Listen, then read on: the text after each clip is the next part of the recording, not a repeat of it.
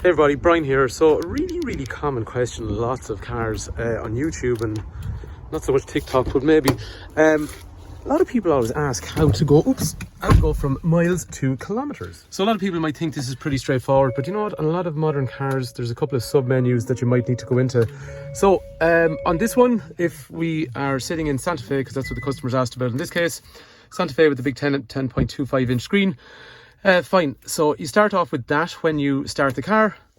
Scroll across into settings over here into general, actually, or is it vehicle? General?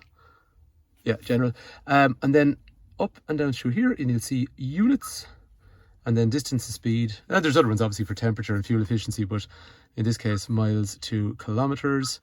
So just looking there while I press it, miles, kilometers. All I'm doing is just using that there. So anyway, it's a really common question. Hopefully it's useful for the person that's asked and someone else might get some use out of it as well. Thanks for watching.